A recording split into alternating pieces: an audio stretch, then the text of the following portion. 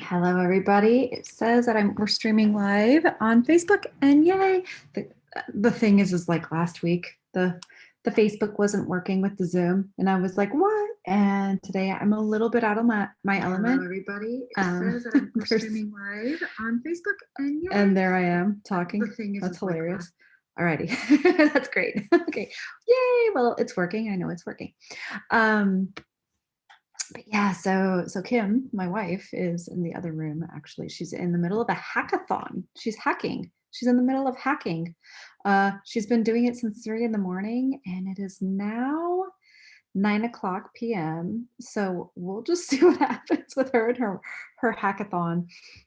Should be really interesting. She and a couple of other women are building a game about a toilet. Should be really interesting to see what happens. But I wanted to come on here and and I wanted to try out doing the weekly forecast on Sunday because I have a feeling that a lot of people weren't catching it on Monday. Not only that, but I also have an appointment tomorrow, and I'm not sure if I'm going to be feeling up to doing a forecast. So I wanted to make sure I jumped on here and gave you all the information that you needed because we do have a full moon coming up tomorrow on Monday. It's going to be a Monday in the States. I believe it will be almost on Tuesday here in Japan. But I'm going to go ahead and I'm going to bring up the chart so you can see what I am talking about. Let's see here. Oh, and I'm doing some cooking so that, yeah, I do my meal prep. I want to make sure that I am eating healthy throughout the week because I do have a tendency to just gorge my face. Anyway, so here we go. I use this as a teaching tool. I really love, again, I've talked about Archetypal Explorer over and over and over again. And so, yes, this is what it looks like right now in our sky. So this is right now here in Okinawa, Japan. It's the same sky as where you're at, wherever you're at right now. And I believe it's about, I'll say probably about almost 8:00 in the morning Eastern Standard Time. So yeah, this is where we're at. This is what it looks like in the sky. We have a couple of things that are going on right now. First things first, I'm looking at Uranus right here. Uranus square Saturn. This has been the transit of transits all year long. Saturn again is wanting to lay down foundation, and Uranus is wanting to shake things up. And so they're not. So it's like, trying to grow roots, not being able to do that. So that is going to be causing lots of folks to feel a little bit uncomfortable. Of course, as we're trying to get things moving after COVID, but yet, there's still the structure and that feeling of, people are there's so much that's keeping me from doing what I really want to do. So that is, that's that Uranus Saturn, that's that feeling. It's really interesting because I just got done with reading a book. It's Cosmos and Psyche. And in that book, Richard Tarnas, the writer, he talks a lot about the Pluto-Saturn conjunction that took place last year. That has a lot to do with basically like the entire shutdown of international incidents that caused lots of death, that sort of thing. And so it was really fascinating to see how this transit it took place right around World War I, World War II, the Spanish flu, the Black Plague. So when astrologers saw 2020 coming, they were like, oh my goodness, there is that dreaded Pluto-Saturn conjunction. This is going to be a really interesting year. And lo and behold, it really was. So now we've got the Saturn-Uranus square, which is an interesting follow-up to what transpired after that, the Pluto-Saturn conjunction. because this one is like, okay, how are we going to be picking up the pieces now that everything has fallen apart? What are we doing now? And Saturn and Pluto. Saturn is a social planet. Pluto and Uranus are both planets that are transpersonal, and they're asking us to almost like evolve, all of us collectively. So those are really interesting planets that we're working with. Anyway, so I just felt like it was really important to point that out because Pluto is a major player this week. A major player for a couple of different reasons. But for right now, oh, I saw a heart. I don't know who's joining me. I'm very excited. Yay. Yay, hi. I don't know who's out there. It doesn't really like bring it up for me yet, but I'll see. Um, I'll pop on and check in here in a minute. But so yeah, so right now we have in our sky, we've got Saturn at 12 degrees right here. I don't know if you see it. This is Capricorn. Saturn, oh no, not sorry. Saturn is in Aquarius. So you can see the little squiggly lines right here. That's Aquarius. This is Saturn. Saturn is 12 degrees Aquarius. It's Pluto that's in Capricorn. Thank goodness Saturn's not there anymore because otherwise it would be conjunct. We don't want that again. All right. So moving, and if we look over here, or if I just like look at my Saturn or tap on Saturn here, you can see that you've got this trine right here, but you also have this red line. This red line, it's showing us that there is a square between Saturn and Mercury, and there is also a square between Saturn and Venus. So this is Mercury right here, and this is Venus up on top of Mercury. So what this is doing, now you have Mercury that's in fixed Taurus. Taurus is a fixed sign. It's and that's what makes um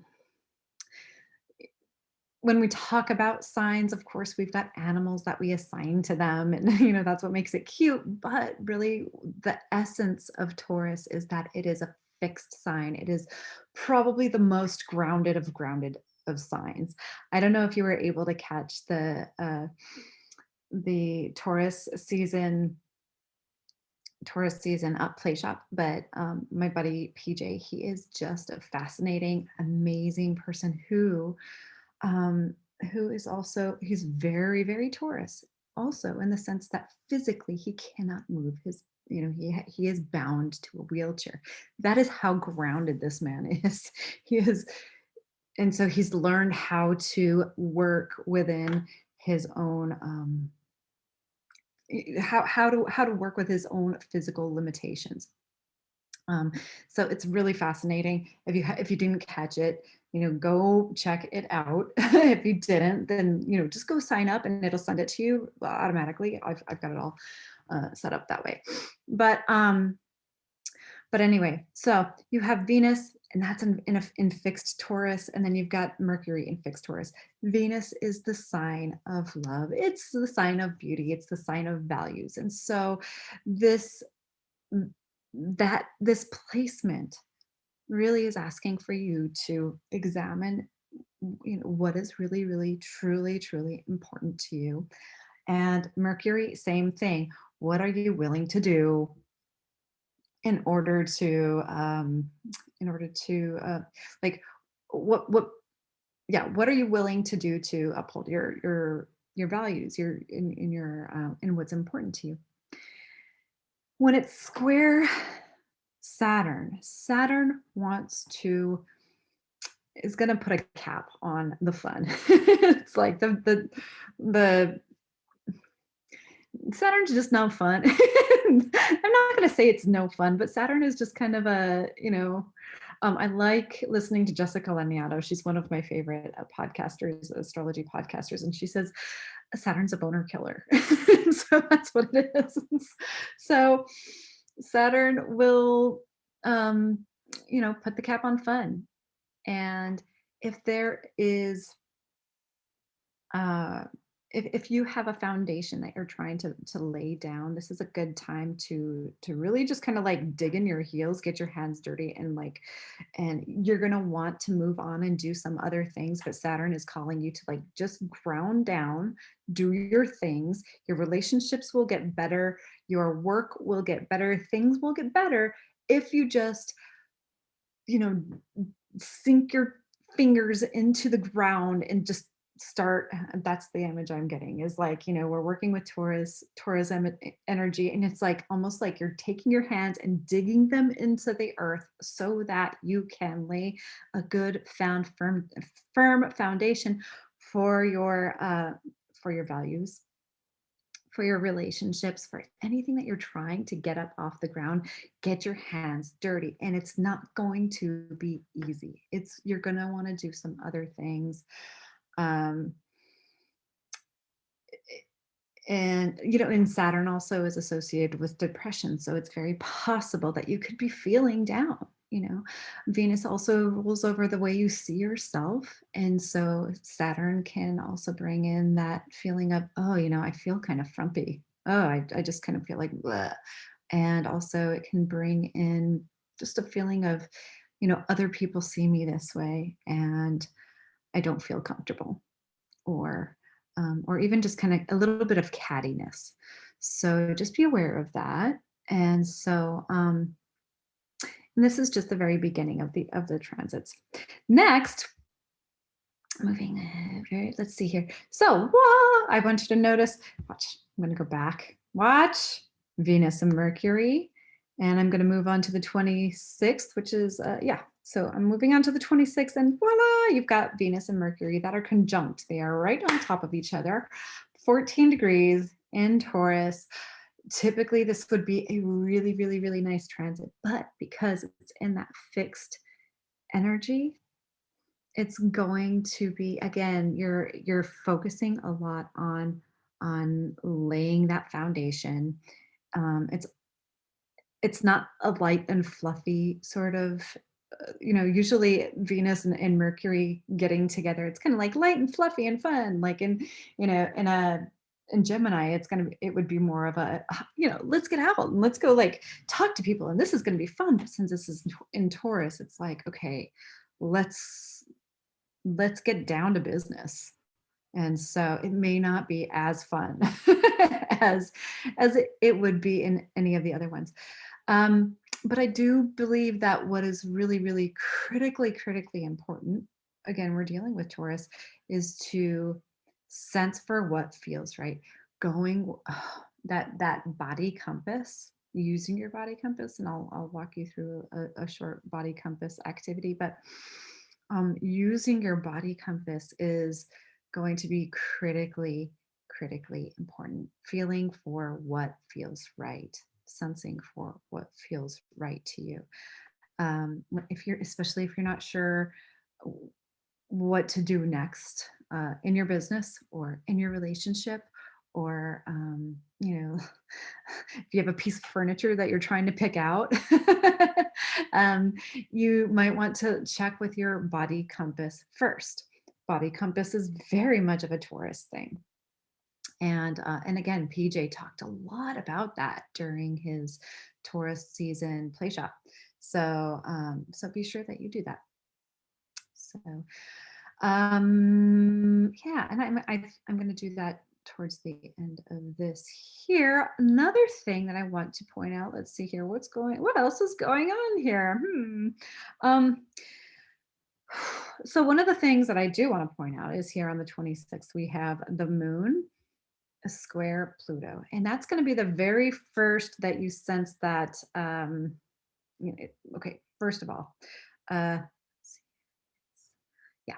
So yeah, right now on the 26th, it's square Pluto. So you've got the moon square Pluto here. So that's kind of like activating that Pluto. Pluto's also going to be going retrograde very soon. So there's a lot of Plutonian energy, and I'm going to explain a little bit more about that here in a second. But the moon is your feelings. Pluto is transformation, and it's digging up a lot of that just gunk that, it's funny because like all last year, all during 2020, you heard a lot. I feel like I heard a lot of folks talking about shadow work and how important it is to do shadow work. And that is a very Plutonian thing. Pluto is like, all right, here you go. Here's all the muck. Here's all of the stuff that you had in your closets that you had shoved away. Here it is, and so having the moon square Pluto, it's like, ugh, you're gonna be. It's possible that you might be confronted with that. Ugh, I don't want to deal with that. So, so you've got that, and we're thinking in context. So you've got that with the Venus, Mercury dealing with Saturn, kind of uncomfortable stuff going on, and then very soon, let's see here. Here we go. We've got the full moon. So the full moon is happening. Here in Japan, it's going to be on Tuesday, Monday in the States. And so click, it just moved into now it's in full moon mode. Okay. It's here. So it's a full moon in Scorpio. Scorpio is ruled by Pluto. That's the modern ruler. The traditional ruler is Mars. And and a moon in Scorpio is going to be a very emotional, very tender moon. And so just consider that you have what's happening between that Saturn, Venus, Mercury squared. All that sort of like tenderness that could happen with body image and relationships, and you're trying to build a foundation, and let's sense for what feels right. And then you've got the moon clicking in and bringing up all kinds of just like funky weird stuff, and you're like, oh my god, I thought I really dealt with that. Okay, so these are like the events, and then here's the moon coming in, moving into Scorpio, full moon in Scorpio. And so there you go again, it's stirring up those emotions. Um and it's really, really important because with Scorpio, what you want to do, Scorpio is also fixed energy, and fixed energy is, hey, let's just move in. Let's move inward. Let's examine what's happening internally. Let's not, it's possible that you may want to contact someone for help. And therapists are great. I've got one. I love that guy. IFS, it's internal family systems, one of the best things ever. I love it. But yeah, dealing with that moon, it could be a very emotional one. You may want to be writing through it. Just yeah, moving through, doing your shadow work. Okay, moving through a lot of that gunk that could be coming up for you. um, so yeah, that's going to be important. Let's see here. But yeah, so another thing to point out is that I want you to check out here. You've got the moon, and then you have, and I talked about oppositions before. So, and that's what a full moon is, and that's why people seem to act strange during full moons, is because it's an opposition. You've got two luminaries, these two energies that are kind of pulling. They're at odds with one another. And so the moon is at odds with the sun. It's also at odds with all of these planets that are here in Taurus, right? Uh, so you're going, anything that's happening with all of those planets, you're going to be feeling it with this full moon. So if you have anything that you do for a full moon practice, full moon is a really great time to be letting things go. Let it just, yeah, it's time to let go. Write it down, burn it. Pluto loves burning things. it's a good destructive. Pluto is the planet of birth, death, rebirth. It's the planet of reincarnation. When you see a forest fire, you've got the fire that just burns through all of the trees, and it just like breaks everything down. But yet at the same time, it brings the possibility for new growth, which is, it's a very painful process, but at the same time, you've got the possibility for regrowth. And so this is a very Plutonian sort of full moon situation happening. Um, and another thing to point out is that we have moon, sun, all of these planets, and we have Saturn, and that's what we call a T square. So again, that's a lot of intensity that we're going to be dealing with this week. You may not, and you may be feeling it like, oh, whatever, that it's no big deal. But if you're seeing people that are just kind of like crumbling, it could be one reason why. Just remember to be sensitive. Remember to, you know, go inward. Go inward if you can. Draw, paint, do something to express that energy. Get it out somehow. Um, do that.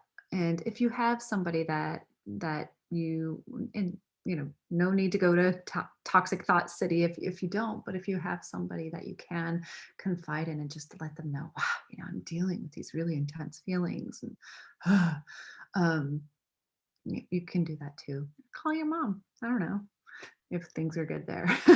So but yeah, be gentle with you. Okay. Um, I'm also feeling like I really want to tell you that how critically important it is to get to know that energy, that Pluto energy. This is an opportunity. That's my cat. She seems to like it. I don't know. She likes Pluto. What's up? Oh, you're squeaky. Um, so she's really, really squeaky. Uh, but yeah, get to know that Plutonian energy. Pluto is going to be going retrograde. It's going to be really an interesting thing to sense for what that feels like. Um, and yeah, okay. So moving forward, um, as we move forward, we've got the sun that's going to be conjoining with Uranus. I'm going to move forward just one more day here. All righty. You see here, it's 9, 10. Aha, there we go. So it's the 30th here, the 29th in the States. So, yeah, so 10 degrees Taurus with the sun, 10 degrees Uranus. So, however you felt that Uranus this past week, we had Uranus and Mercury both. Hi, honey. We had both Uranus and Mercury conjoining with Uranus. Venus and Mercury conjoining with Uranus, and however that felt to you, just pay attention to those days. I'll have to remember what days those were again. Hold on, let me go back just a little tiny bit. Here we go. All righty, so that was on the 23rd. Let's see here. What was the 23rd? I gotta look and see. That was on Friday. Okay, so Friday and Saturday. Friday and Saturday, how'd you feel? That should give you a little clue as to how this Uranus and Taurus energy is working with those conjunctions for you. All right, so I'm moving forward to when the Sun and Uranus are conjunct right here on the 30th. So yeah, once again, that's going to give you a clue. However you handled it this last time, to look at her, she's just hamming it up. She's purring like crazy. So the sun is the self, and Uranus, it just wants to shake things up. Uranus being in Taurus is a really interesting combination. Last time Uranus was in Taurus was during the Great Depression. So, and now we have a really interesting happening with like cryptocurrency. And, it's kind of like this weird, elusive sort of, shaky thing with currency. And Taurus is interested with currency. So, which is, that was interesting with the Great Depression. Now we've got this interesting happening with Bitcoin, and not even Bitcoin, it's Dogecoin, which I don't know. Why not? I'm playing with it. It's fun, so yeah. So that's that. But sun is self, What are you doing? The sun is self energy, and and Uranus wants to shake things up. So just notice how that feels for you. All right. So let's see here. Also, one more thing I want to point out, and this is going to wrap it up for the week, is we've got this here. This is Mercury, and it is sextile Neptune. So this is a really, really helpful transit. It's going to be sticking around until about the first second. It's going to be This transit is just really good for getting hi. It's a really good one for getting a lot of um, for tapping into intuition and doing creative work. So whatever transpires throughout this week, whatever it is that you're going through this week, see what you can do to express it, during this time. She's just she's just being silly. All right. So yeah, that's going to be helpful. So I wanted to walk you through a really quick body scan activity so that you embody compass, so that you can use it to help you make decisions, since I believe that this is going to be particularly helpful with that Saturn energy. So I'm going to go ahead and stop this share. All right, so go ahead, close your eyes, place both feet on the ground. Hold your cat if you need to.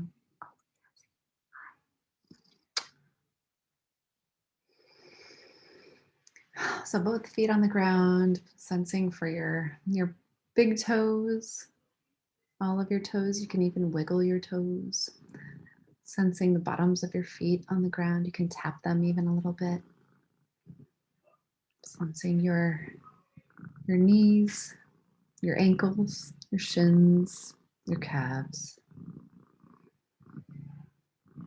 Sensing your thighs, the fronts and the backs.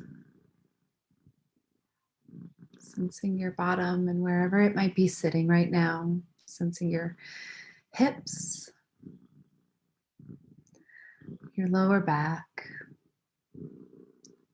And then you can even take a minute, kind of undulate your spine a little bit and have it moving side to side, back and forth in your pelvis, that pelvic bowl.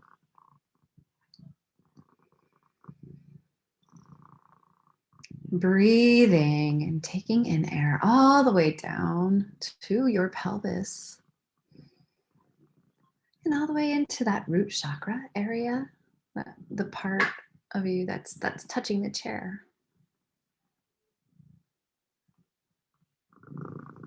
And breathing out.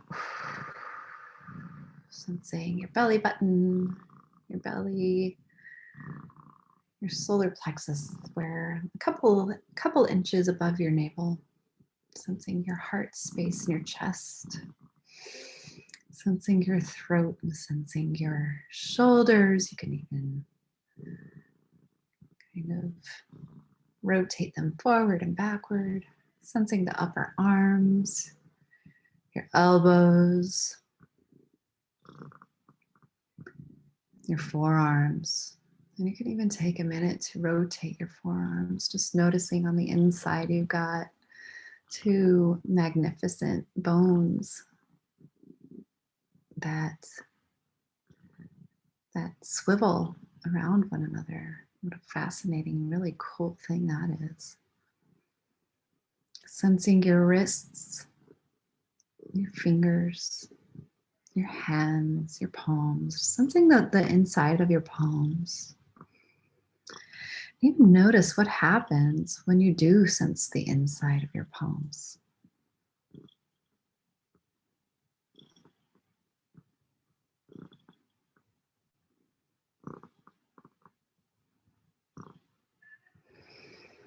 Sensing your face, and you can even scrunch your face up really, really small and then let it go. Sensing the top of your head and the back of your neck. You can sense for your hair even.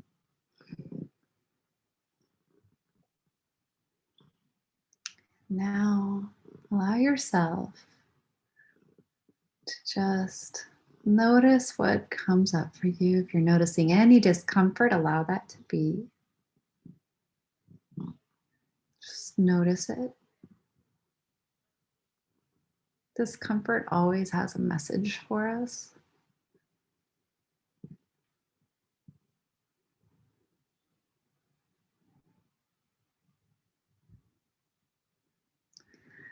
And now we're going to move into a little body compass activity. So I want you to think of something that you have to do today. It can be anything. Just pick one task that you have to do today.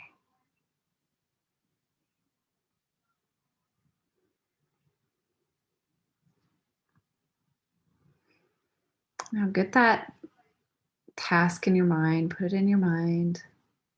Think about it. Think about whatever it is. Think about, whether or not it actually is something that is something that is going to help you fortify the boundaries around your values, your sense of boundary.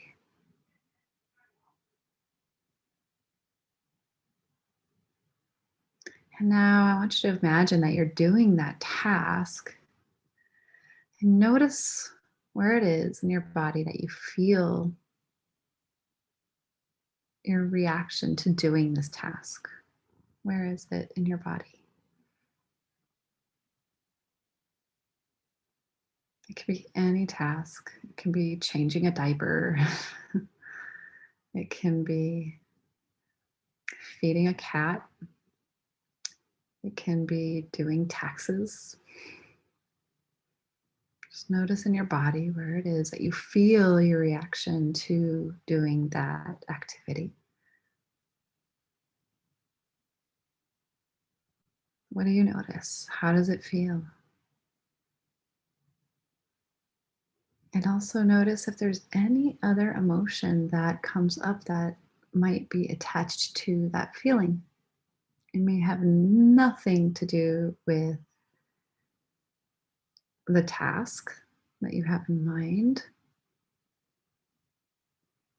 Just notice if there's an emotion that's tied to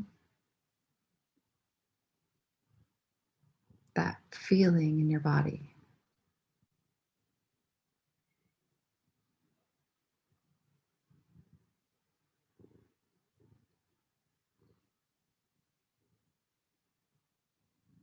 And if there is, just take a note of it.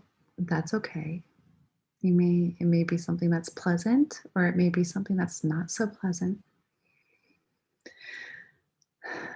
What you want to do is take note on a scale of 1 to 10, how pleasant or unpleasant in it. Like 10 would be the most unpleasant thing that you have ever experienced in your life.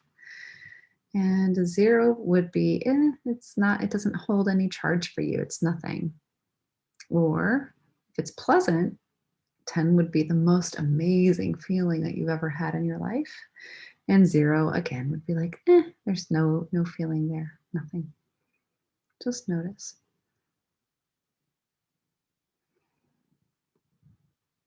Okay. So this activity, this exercise is meant to kind of give you a good barometer. It's a compass to help you know how to manage some of those feelings that might come up around tasks that are things that you need to get done throughout the week. Or say somebody comes up to you and they want you to do something this week. Those squares, that Venus square Saturn and the Mercury square Saturn, this is a really good time for you to exercise boundaries. Practice laying down your boundaries. Practice tuning into your body, noticing, you know what? That's that weird feeling I was feeling when I thought about like changing diapers. It's not something I necessarily want to do. Notice in your body, where is it that you feel it? You know, so yeah, allow yourself to do that exercise as many times as you need to, and be sure to take out some artsy things. I like doing that. I don't even know this. I painted this here. It's a nice orb. I don't know. All right. So you guys have a great week. I hope you are all well. Let me know how things are going, and how are you doing with the Taurus challenge? I'm loving this stuff, right? It's so fun. Yeah. How are you doing? Did you notice she twitches? She twitches a little bit. She's a little twitchy. All righty, you guys. I love you. I'll see you later. Bye-bye.